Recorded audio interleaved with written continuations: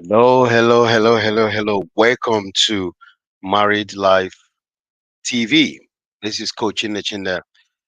I'm excited to be with you today, and I just want to be sure that you can hear me. If you can hear me, just let me know on the comment. Have you wondered why this topic is an exciting one and why we need to talk about something like this on a regular basis, especially if you are sharing your life with someone? Please just let me know on the chat if you can hear me clearly.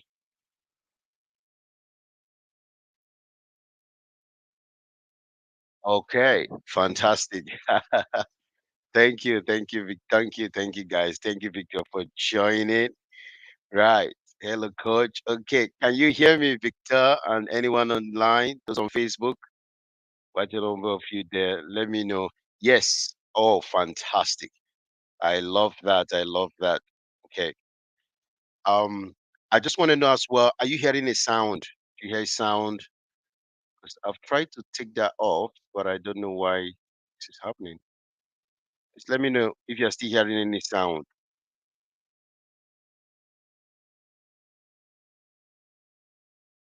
Let me know on the chat. Yes, you can hear. Okay, right. What about the sound? Are you hearing a like a music background sound of what's going on today?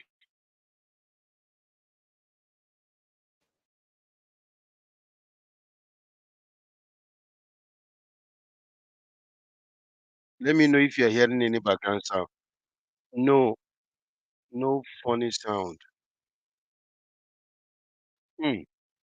Yes, you can hear.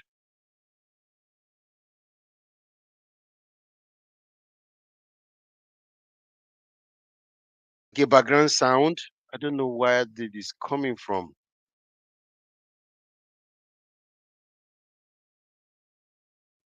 If you can hear any sound apart from my voice, let me know.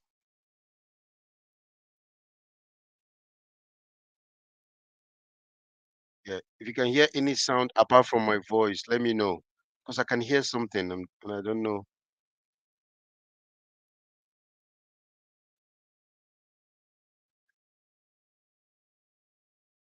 Can you hear? Why is this happening? And it shouldn't have any background.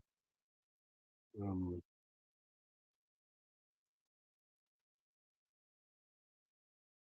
um, let's see.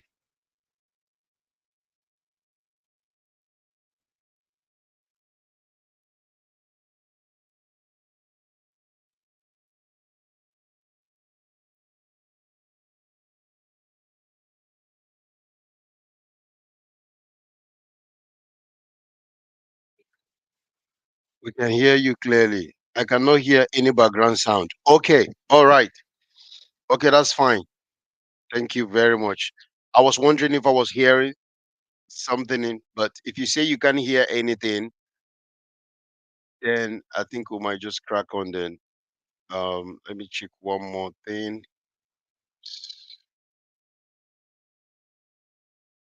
Yeah.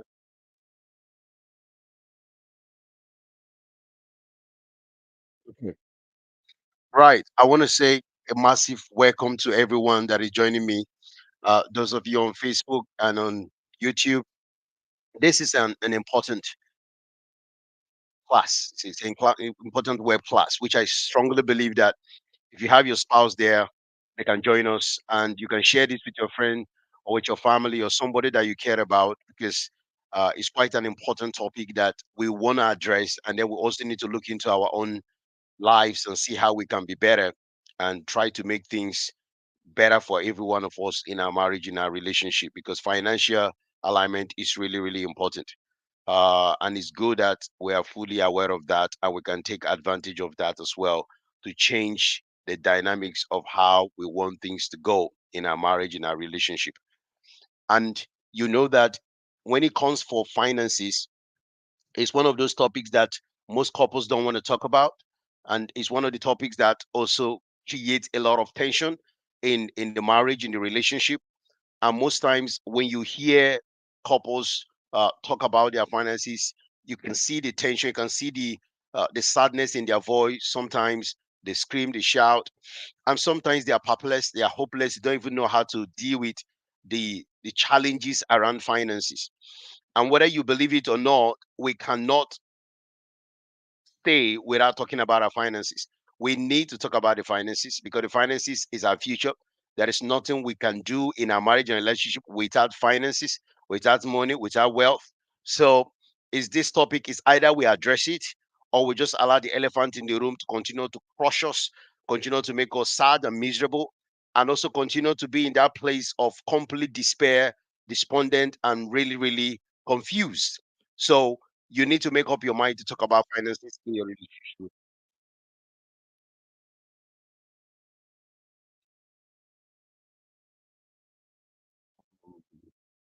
Mm.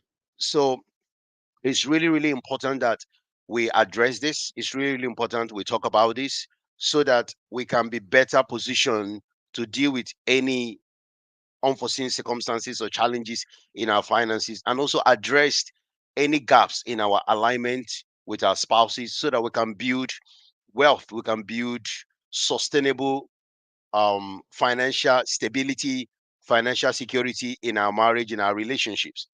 I want you to be honest with yourself when it comes for this kind of topic because you might find it very difficult if there are some things that you don't agree with, which I perfectly understand. You can put it on the comment box, you can ask your questions, and you can even reach out to me via DM, and we can be able to talk more about something like this. So today we are looking at a very unique topic, like I said, financial alignment in marriage. Alignment means you are in sync, you are in a merge position, you are in this transparent agreement state. You are in a place whereby both of you are fully comfortable, both of you are fully happy, regardless of the amount of money in your bank account, regardless of the amount of wealth you have created. But alignment is we are in sync, we are aware of what is going in into the account and what is coming out. We are responsible for how our finances are being managed, regardless of if one person is more inclined and more disciplined to handle finances, but the other person cannot be in complete obscurity or oblivion without realizing what is going on. Whether you have financial manager, financial analyst, financial whatever you call them in your relationship, it's important that both of you are fully in sync of the financial dynamics and happenings in your marriage and relationship. And this is so critical if your marriage and relationship need to be in a place of happiness. But I want to say something today, and I want to just address why this particular issue. Why do we have finance as one of those major issues, either unhappiness in marriage or separation or even divorce, something that is really triggering on sadness in marriage and relationship. There are people that have a lot of this, but they're still not together. There are people that have less of this, they're still not together. And there are people that have everything and they're together. The question is, how are they able to do all this? Because some other people, money is not an issue, but there are other things that could be an issue. For others, this is an issue, and majority of people in the world, money and financial alignment is an issue that most people have not been fully able to grasp or fully able to implement in their marriage and relationship. When you were single, it was easy. You know what comes in, you know what goes out. You buy whatever you want, you travel, you save, whatever you want to do. You're just in control. But the moment you have somebody in your marriage, somebody in your life, somebody that shares the resources with you, you are not going to manage the relationship from a financial perspective like you are a single person. You are one now. You're together. The Bible says two becomes one. Now, the fact you're one means that there are various perspectives, the way money is being managed or used. So this is why I want to explore in this first part of this life, why is finance a major cause of divorce, of separation, of unhappiness, of sadness in the marriage and relationship. And one of the things that I know from personal experience and as a coach is the financial value system in the relationship. And what I mean by that is the financial lifestyle, the financial position of each person. And this is so critical because if you have a saver in the relationship and then you have a spender, they are not the same. A spender does the spending and the saver does the saving. Now, sometimes in a relationship, one is a heavy spender in the extreme side, another one is an extreme saver. Now, sometimes the other ones are partly of both. But regardless, it's important to know the key place where you stand when it comes for your finances. One partner's value when it comes for money is to save everything that they earn. They just want to save money. And it's great. It's amazing. For a rainy day, there are several reasons why.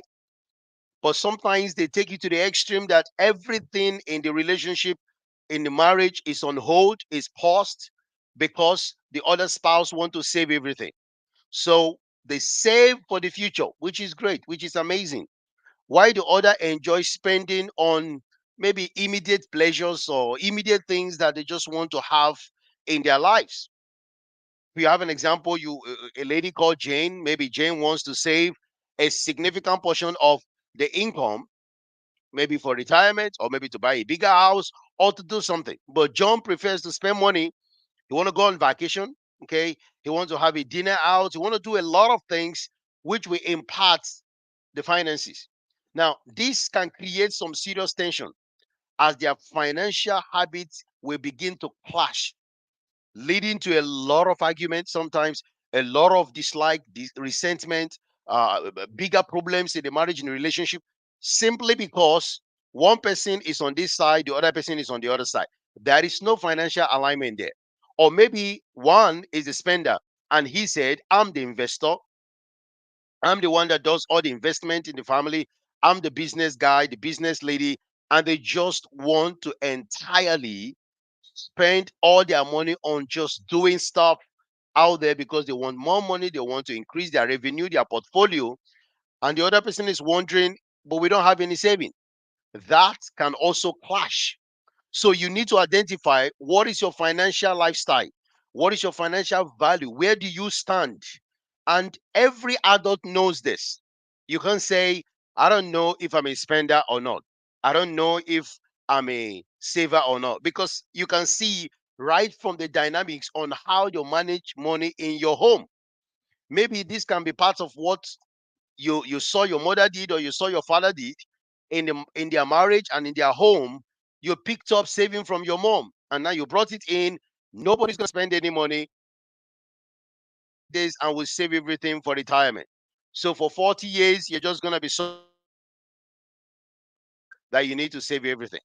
And why the other person say, no, I want to do business, I want to invest, I want to go on vacation, I want to spend money on bigger cars, I want to do this and all that. So they spend more money on not entirely asset producing asset producing stuff, like not something generating money back to them or giving them dividends or revenue or increasing their profitability or their wealth portfolio. No, it's just something that is a liability in their lives. They want the latest cars, they want the latest of everything that is a liability that takes money away from them. So when the other person doesn't like it, there is no financial alignment. That is going to create a lot of tension in that marriage and in that relationship. And if they continue like that, it's going to be a really big problem in the relationship. Now, the other thing again that is so powerful that you need to be aware of is financial infidelity. Financial infidelity, this is where there are hidden debts. A spouse is taking money from your saving or taking money that is meant for something, the children's school fees or the planning to buy a house or doing something that is worthwhile to support the financial state of the relationship. But one person secretly takes the money or sometimes lock out the other person from having access to the account or they change the configuration and the authentic access to it because they don't want anybody to know about it. And unfortunately, most times when you are practicing financial infidelity, it creates a lot of loss sometimes because there is no sync. Sometimes the investment or whatever you're doing is not blessed. The Bible says that two is better than one, and can two work together except they agree? So when you are not agreeing with your wife or your husband, and you're secretly committing financial infidelity, what do you expect? The thing is not blessed. The thing is not in harmony with the atmosphere that is supposed to come from your family. So you're just going to do things without any support from both physical, spiritual, and whatever dynamics that needs to happen in that relationship. When you commit financial infidelity over and over again, it creates a lot of problem in the marriage and relationship. And sometimes you have this idea that you can just make decisions about money without consulting your spouse. No significant consultation. Maybe you might even say it in passing, and you can see that your spouse had not given you a go ahead. There is no clear agreement, but because you guys were in a very honeymoon state and exciting state, you bring something up. And sometimes the other spouse as well uses moments of temporal happiness and joy to manipulate the other spouse to agree to things that they have reservation over. They want details about what you want to do, but you get angry, you get upset, you leave the room, you say all kind of things. You are doing all these things just because you don't want scrutiny, you don't want direct clarity, you don't want anybody to challenge the status quo of what you are doing, and forgetting that you are no longer single. You are married, you are with another human being that have senses and that can think, and you need to find their own perspective as relevant to your own. So when there is financial infidelity in the relationship, that can create problems. And unfortunately, most times this financial infidelity will lead to debts, secret debt, credit card debts, taking debts from their savings, and this can cause serious problem. What about financial stress and pressure? Sometimes life happens, right? And which is very true. Sometimes life happens. And if life happens, what do we do? Are we going to completely say, okay, because life has happened, let's just end everything, let's just forget about what we're supposed to do? And because of that, we don't care anymore and we just abandon our responsibility. The financial stress of maybe losing your job, or there is,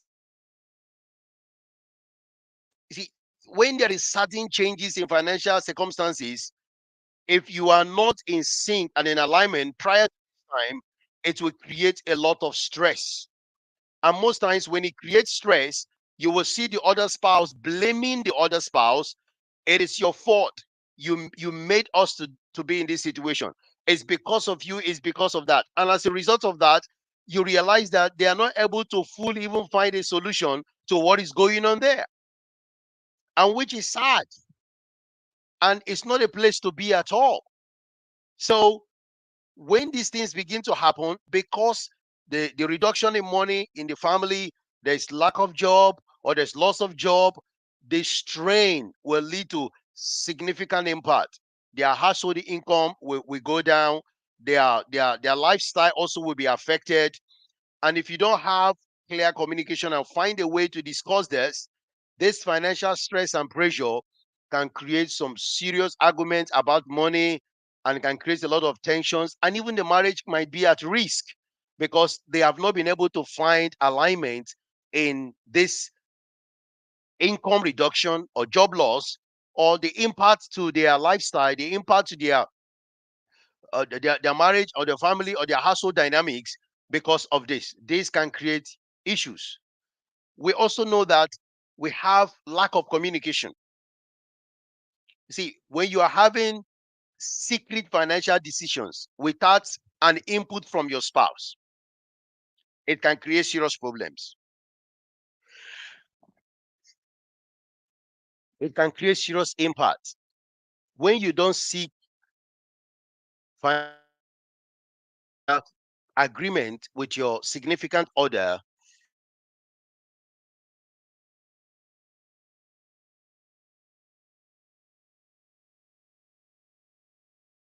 decisions that you can make all by yourself, and this is also based on agreement. But when there's some specific major things that needs to happen in your marriage and relationship, and you're no longer carrying your spouse along, you are secretly making decision, maybe with your friend, maybe with a colleague out there, a business partner, and the money is directly coming from a joint account, a joint decision, a joint saving account, and then you are secretly doing something different. Well, that is going to cause serious problem as well, because when the other spouse finds out, don't expect them to feel happy about this. Sometimes you can even see a spouse, they will go and take a loan, and they know that this loan is going to impact their spouse. They say, well, it doesn't matter. I just want to take a loan to buy a car, take a loan to do this. They do major, major stuff without consulting their spouse. Now, when it is time for the monthly repayment, or things begin to happen that they were not able to, what do you expect? The other person will feel betrayed, they will feel sad, they will be excluded, and the impact of this decision can really hamper the relationship very well. And this is why it's important that you communicate and don't have financial secret spending or secret decision making without your spouse getting involved. One important one, number five, that I feel that is so important that we talk about is power dynamics and control.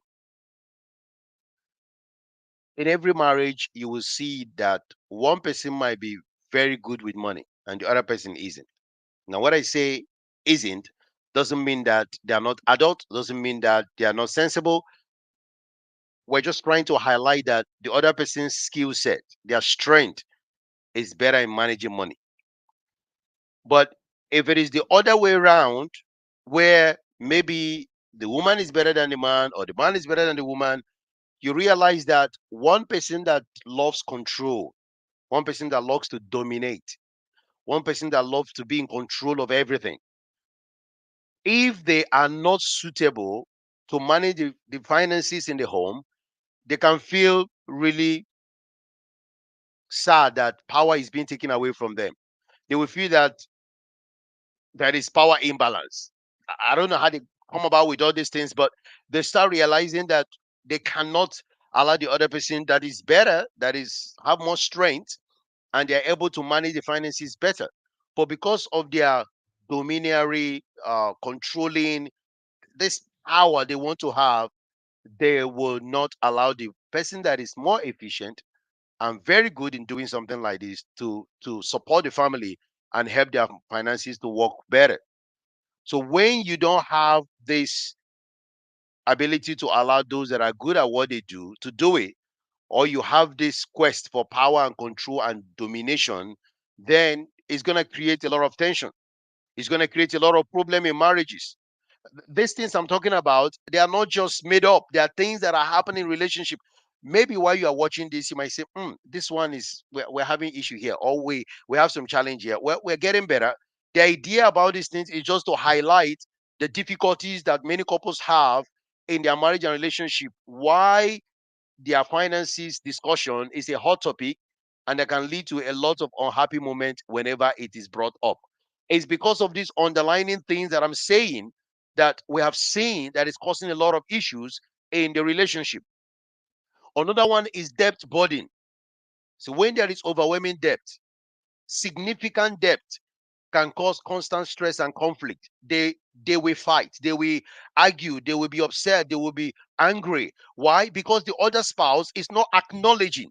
And sometimes I want to say this: we men, most times, we assume that we want to be in charge of a lot of things, and sometimes in the relationship, men might also want to just be in control of the money. It could be the other way around as well, that the woman want to be control of the money. And in that process, if we are not careful, and we neglect to put a proper measure in place, a proper financial boundary in place, and put proper agreement in place, the overspending or recklessness with their finances can lead to a lot of debt. And debt is not a nice place to be. It could be one person have accumulated the debt. It could be both of you have accumulated the debt. It could be large student loan. It could be credit card debt. It could be all kind of debt. And maybe those debts now is drowning you, is overwhelming the entire relationship. So when this stress is there, if you don't know how to manage this debt burden, this can lead to a lot of hopelessness in your relationship. It will lead to what I call uncomfortable place. Most times, spouses are just critically ill. They are depressed. They are very sad that it has gotten to this point and they just don't know how to deal with it. Debt is a big issue. So, any way you can try to minimize it. Yes, we have good debt, we have bad debt, but overwhelming debt cannot be a good debt. Where you can't sleep, you can't communicate properly with your spouse, the children are not seeing their dad or their mom, you are constantly in a state of uneasiness. You can't pick phone calls, you can't call people back, you are afraid when later coming to your house. All these things can create a lot of high blood pressure, cardiac disease. So many problems can happen there. And this is why we're going to talk about how you can align, even though you are in debt. It's not the end of the world. There are still ways how we can deal with these things. One critical factor that also creates this unhappiness financially in many marriages and relationships is incompatible financial goals.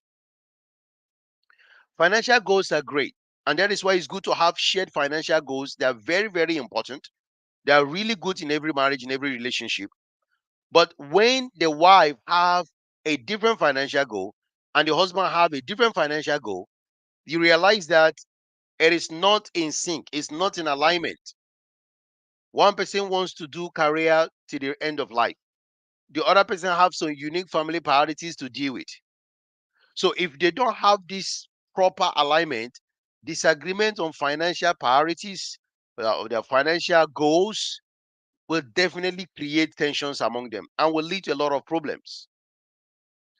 If we believe that maybe one person want to invest in their career and the other person want to and spend money on personal development, on transformation, and the other person just prefers to just save the money for the children's academics, for the children's future, in order to reduce maybe student loans tomorrow, or they don't want to take debt for their kids, whatever reason you might give. If you do not align them, both of them are great. But when they're not proper communication, when you're not finding a solution, when you are not aligning this incompatible goal to find a sweet spot, to find the compromise, it is going to address serious problem in the marriage and relationship. And most times you'll be very uncomfortable to even continue. So I would like to emphasize that whatever you do or whatever you're doing right now is really, really important that you find a way to support yourselves and look at these individual problems and find how you can navigate yourselves going forward. Because when you do that, you give yourself chance to work on your relationship, on your finances, and to make it even better. We're gonna just take like 2 minutes break and we're gonna be back. So if you have any question, put it down. Don't go anywhere. Share this with your friends and family and like this page so you can know when we have another sections like this. We're going to be back shortly. Don't go anywhere so we can talk about how we can actually align properly in our relationship and make the entire stuff worthwhile your time. So stay tuned. I'll be back very, very shortly.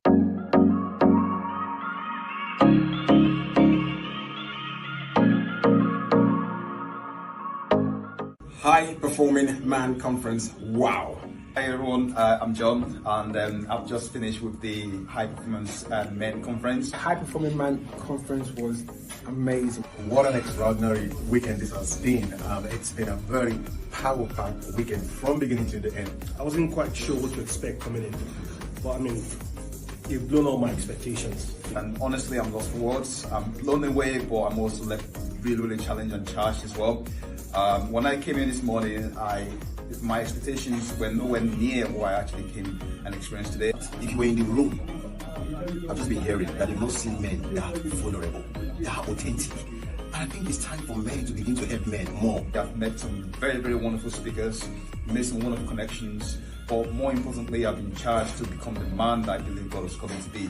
And look, we're finished, and they're still around. Nobody wants to go home. Right? This is the first time I'm ever seeing men at a conference not wanting to go home. So that means this would have gone on for hours and hours if we even could. Because we've had a very insightful and a thought-provoking and life-transforming and life-changing seminar. We encourage you and really charge you that if you hear about this next year, please do everything to attend, because you would not remain the same. When there's another event, I'm definitely coming. My name is Michael, by the way. If you see anything anywhere, before they finish saying high performing, before they say the man, you'll have bought your ticket already, because you just don't want to miss the next one. Wanting to invest in whatever it is that God has called you to do, you want to register for next year.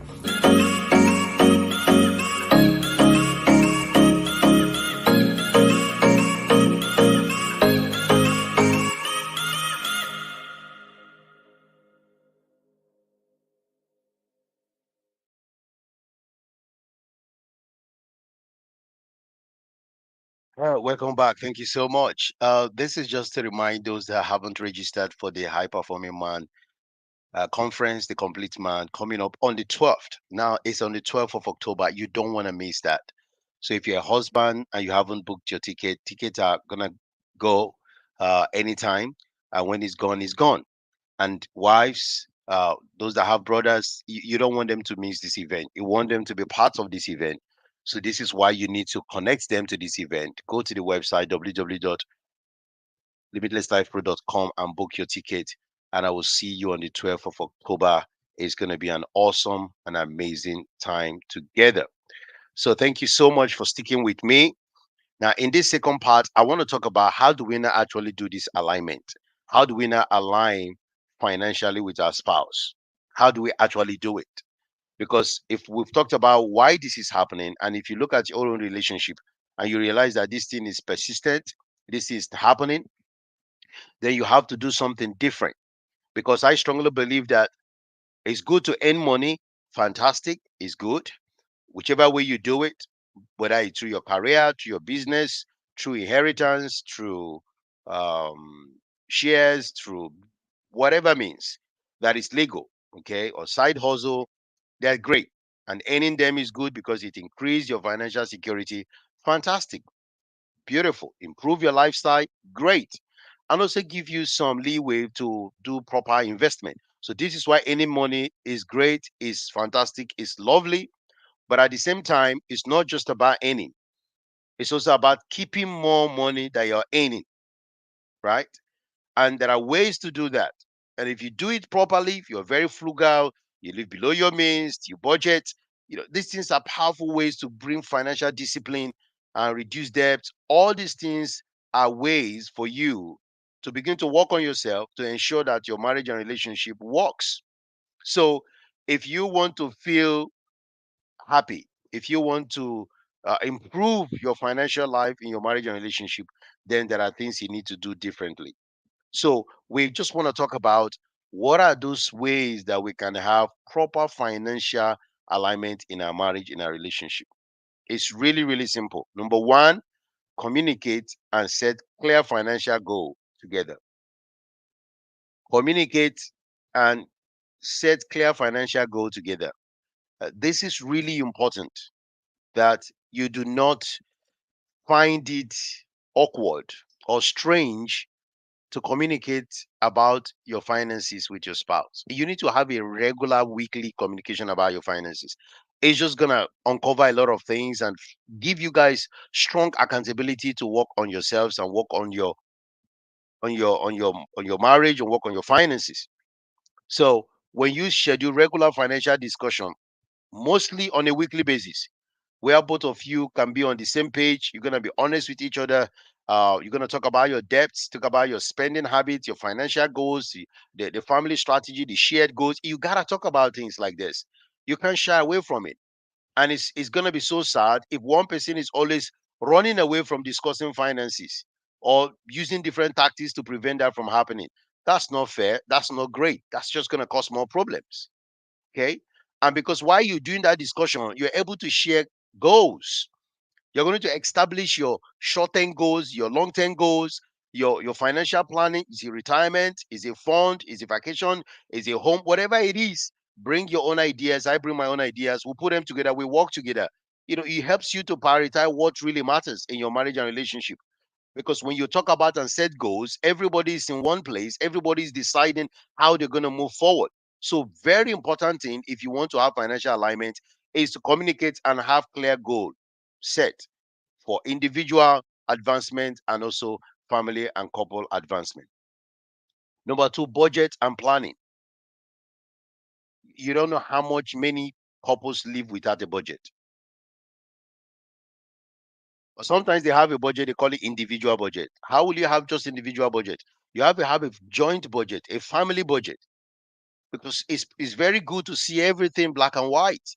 I'm not saying you shouldn't have your own, but I think it's very suggestive and recommended that you have a joint budget in the family. List all the sources of your income and monthly expenses. Is powerful. If you can do this exercise, you are far ahead millions of people in this world.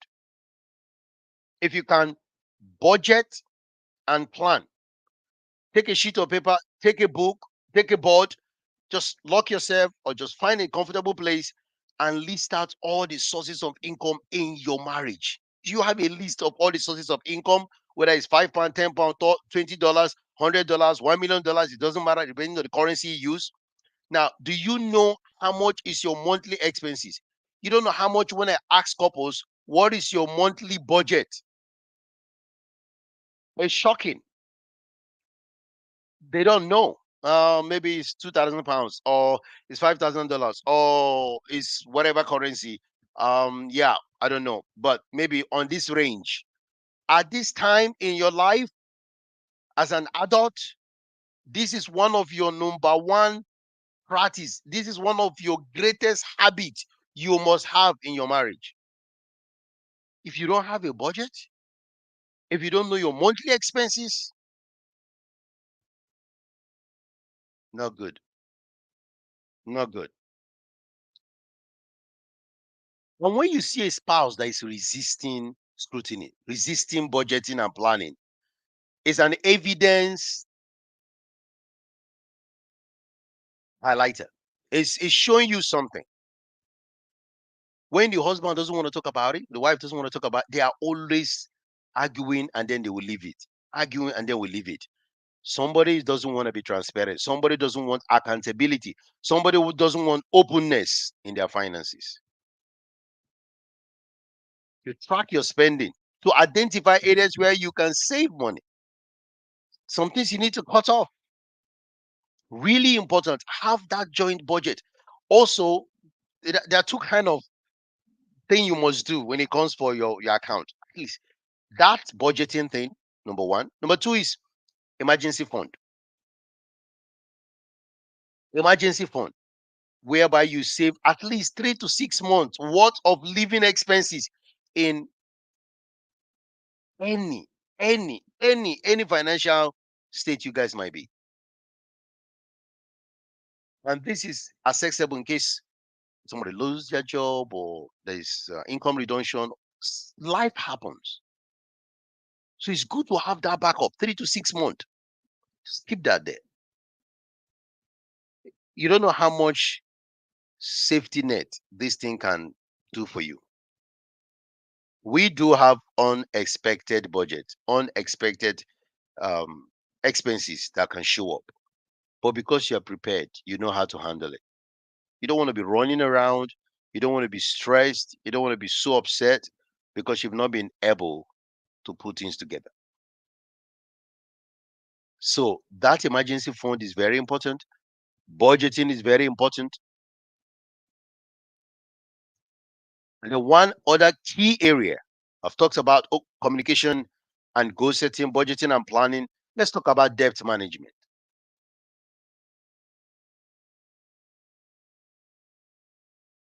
You need to find a way to deal with your debt, especially the bad one, the credit card debt, debt that you're owing friends, family, or whatever.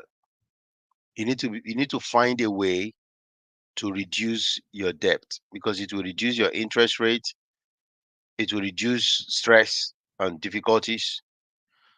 You need to focus on paying off all these high interest debts first. They are so important. Pay them off because they go a long way to help you so that you don't keep paying high interest. So manage your debt. Do you know your debt? Is your spouse knows what is going on? And when you do that, you develop a repayment plan. There are agencies that can help you do that. There are so many ways you can prioritize to work on your debt and focus on paying one debt at a time. High interest debt, one debt at a time, one debt at a time, because it's powerful. It's gonna deliver you guys from a lot of mess. So debt management is important. And if you have to take a debt to buy a house or to pay for anything that is asset producing, that's different ball game. But if you've accumulated debt because of your lifestyle, because of excessiveness, because of lack of frugality, and then you're living above your means, then you have to have a check and a reality check so that you don't get yourself into more difficult place. One other way again to help you align is savings and investment. I started by saying that you need to understand your financial lifestyle. It doesn't matter whether you are a spender or you are a saver. You have to automatically save. Save up, save every month. Doesn't matter how much you get it. Even if you are in debt, you still need to save. If you are waiting for when you are no longer in debt, that's when you're going to save, then you're not wise enough. Nothing stops you from saving. Even if you earn just £10, save 50p, save 1p, whatever it is, save something. That is how you build a practice. Whether you're an investor, you're a businessman, you have to save something. So, and part of your retirement plan, your strategy, investment, investing wisely, understanding what you are investing in, managing the risk, educate yourself on different investment options, bonds, stocks, mutual funds, savings accounts, investing in businesses, startups, whatever, shares. You just need to know which one works for you. And you can even talk to your financial advisors in your bank. You can go there to have an appointment. Do not underestimate the power of knowing exactly what to do with the money that you have and how you can keep them. This is really, really important. And then the other one is financial rules and responsibility. Who does what with your finances? Very important.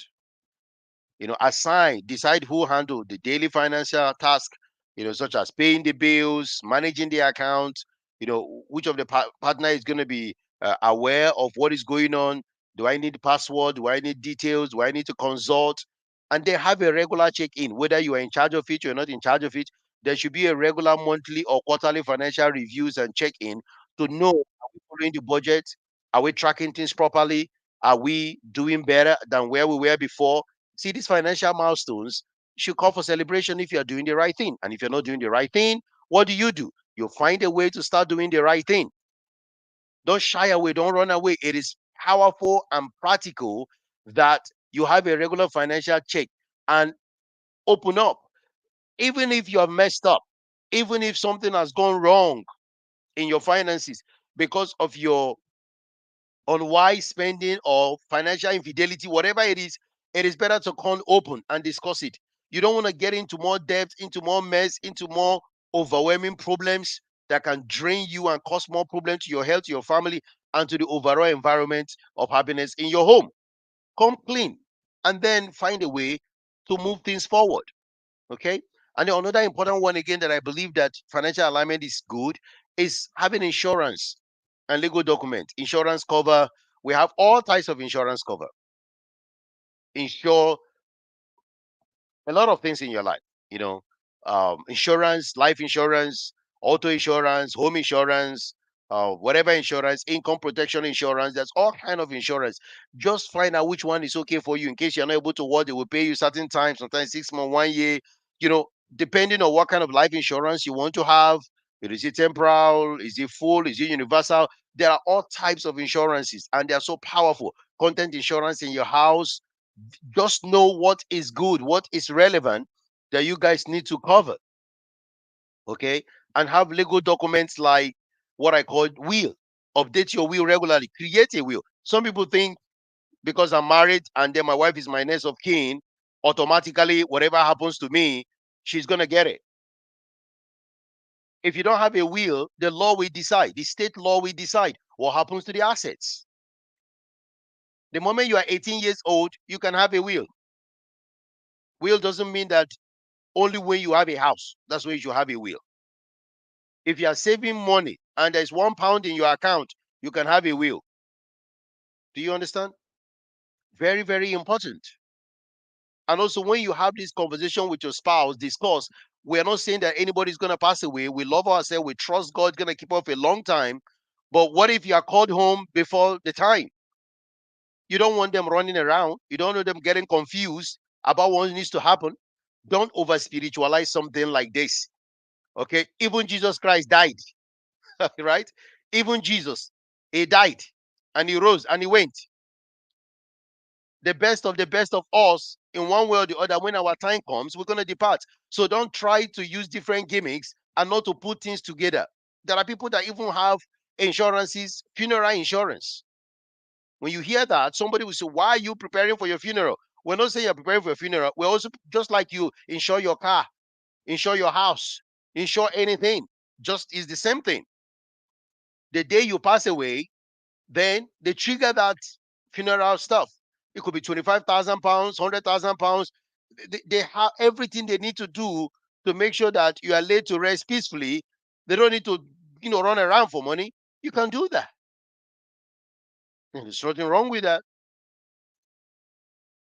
So consider setting up critical stuff that can really help you get better and do things right. And in this financial alignment, both of you need to continue to educate yourself and adapt. Financial education is important. Attend workshops, read books on personal finance together, stay informed about changes in tax laws, all the financial products that they have there. Read financial books, savings, investment, know what is going on. Don't be daft. Don't just say, well, I'm not interested. I don't want to know anything. Educate yourself, know what is going on out there, and also understand the dynamics of how things are going. Try to learn how to be flexible, adapt, willing to adjust where possible. Whether there are job loss, economic shift, challenges, find way to make sure that you know exactly what you're doing and get yourself in that right place. Look at your lifestyle, and your spending is another one. Check your lifestyle. Be mindful about spending. Don't spend impulsively. Don't purchase things just because they are on sale. Don't always be looking for buy one get one free. If you don't need it, you don't need it. Period. And you're not trying to meet up with the Joneses. You are doing everything you can to ensure that your marriage is sustained financially. And finally, building a financial legacy. This is so powerful because you've practiced financial literacy, you pass it on to your children. Teach them money management. Teach them value of saving, value of investment. Teach them entrepreneurship. Let them know the impact of having a proper financial literacy in their lives. Now, if you are not practicing this, how do you expect your children to practice? How do you expect your children to know this?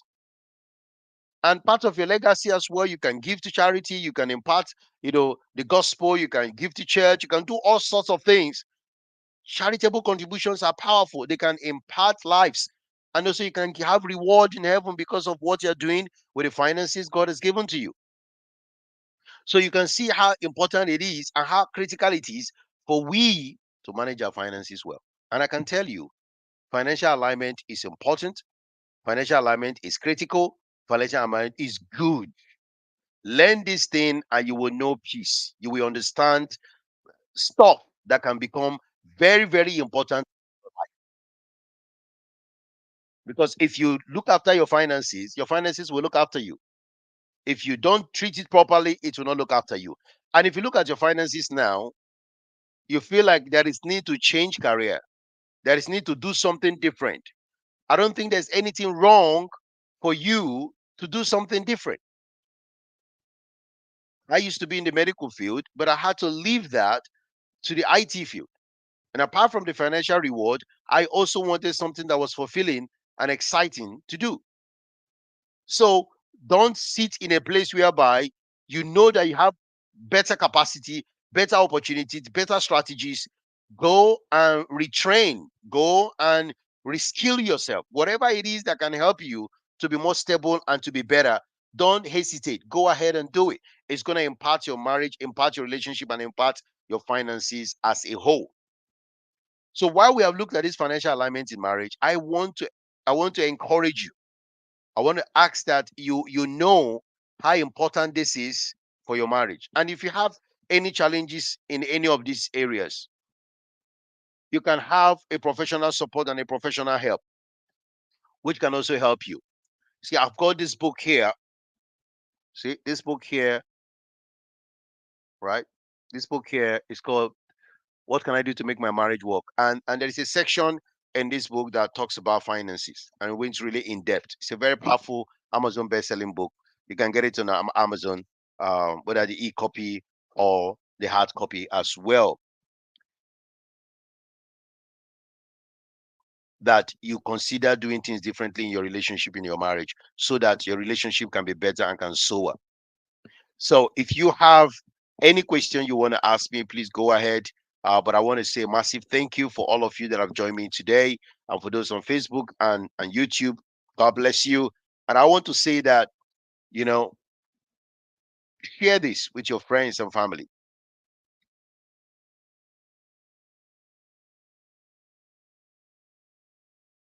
They can evolve, because if they do this, they can change their lives and things can be totally different. So this is why it's really, really important that you find out and understand the critical that you can take to change the finances in your marriage and relationship. God's plan is that we don't waste our resources. God's plan is that we manage it properly and also we multiply it. That's his desire. But you need to learn how to do that. And don't be afraid to discuss about finances in your relationship. It might just save your marriage and save your life before things begin to go the other direction. And I hope this has provided some value to you. Please give me your comments and like this as well. And let's other people also to be able to know more about this and can impact their lives and also their relationship to continue to soar. So God bless you. And don't forget our program that is coming up, which is the Complete Man, the High Performing Man Conference. Just gonna play that one more time, and I will see you next week.